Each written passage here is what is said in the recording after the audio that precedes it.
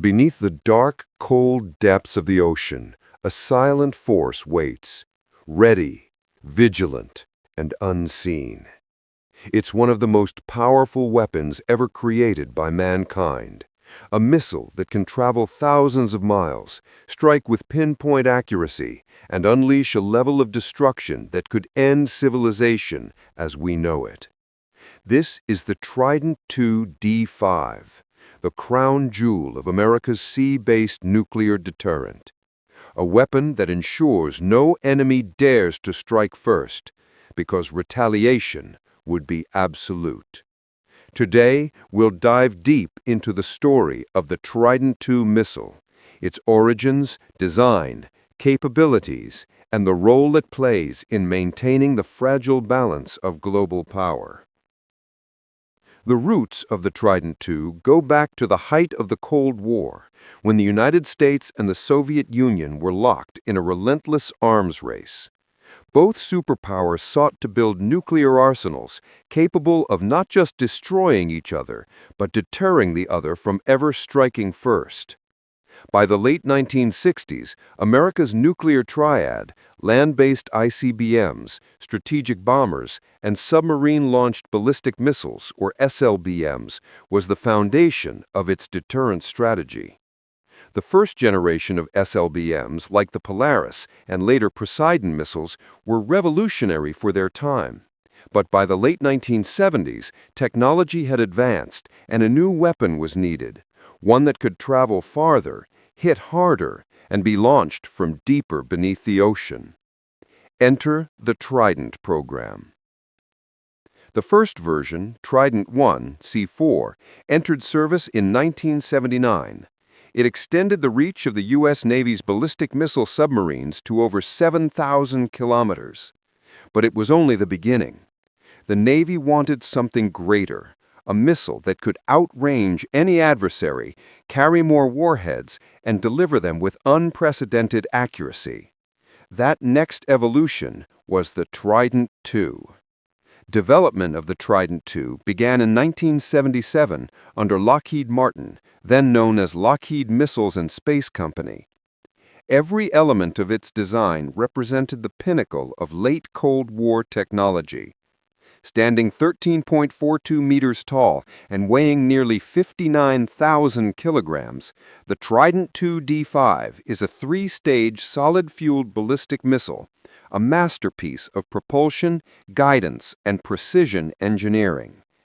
Each of its three rocket stages is made from advanced composite materials to reduce weight and maximize structural strength. The first and second stages use solid propellant based on PBAN binder, designed to burn evenly and produce immense thrust. The third stage carries the payload and guidance systems, encased in a sleek aeroshell designed to withstand the extreme temperatures of re-entry. But the true genius of the Trident II lies not just in its range or power, it lies in its accuracy. Its stellar inertial guidance system, combined with star tracking sensors, gives it a circular error probable of less than 90 meters, meaning it can strike within a football field of its target from over 7,800 kilometers away. That kind of precision transformed nuclear strategy itself. The Trident II was not just a weapon of mass destruction, it was a weapon of strategic precision. Launching a ballistic missile from beneath the ocean is one of the most complex operations in modern warfare. When a Trident II is launched, it's not fired like a rocket, it's ejected. Compressed gas pushes the missile out of the submarine's launch tube, propelling it through the water. Once it breaches the surface, the first stage ignites, and the missile streaks skyward, accelerating to speeds of over Mach 24 in just minutes. Each missile is carried aboard Ohio-class submarines, often called boomers. Each submarine can carry up to 24 Trident II missiles, each capable of delivering multiple warheads. That means one Ohio-class sub can unleash enough destructive power to annihilate entire nations. Yet the system is built on control, not chaos. Each launch sequence is governed by strict command and control protocols, ensuring the weapons can only be fired under the direct authorization of the President of the United States.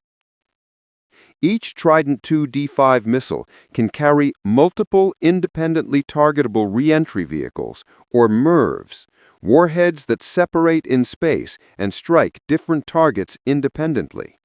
One Trident II can carry up to 8 W-76 or W-88 thermonuclear warheads, each with yields ranging from 100 kilotons to 475 kilotons. For comparison, the bomb dropped on Hiroshima was just 15 kilotons. That means one missile can deliver the equivalent of hundreds of Hiroshimas across multiple targets with surgical precision. The W-88 warhead, designed at Los Alamos National Laboratory, represents the pinnacle of miniaturized nuclear engineering. Its re-entry vehicle is designed to survive extreme heat and acceleration during re-entry at over 20,000 kilometers per hour. Together, these MIRVs transform the Trident II into a force multiplier, allowing one submarine to cover vast strategic areas across the globe. While the Trident II is an American weapon, it's not exclusive to the U.S. It's also deployed by the British United Kingdom's Royal Navy aboard Vanguard-class submarines, a testament to the weapon's reliability and strategic value.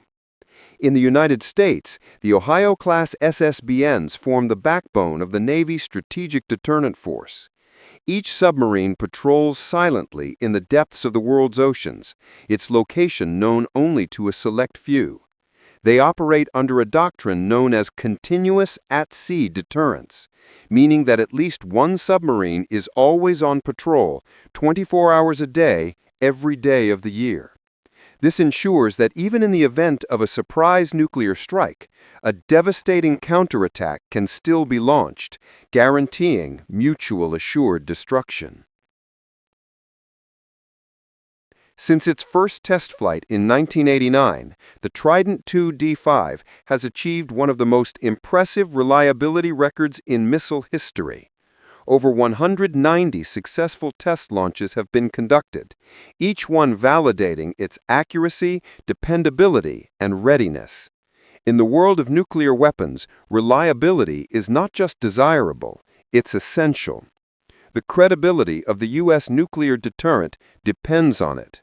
A weapon that might fail to launch or miss its target undermines the entire logic of deterrence.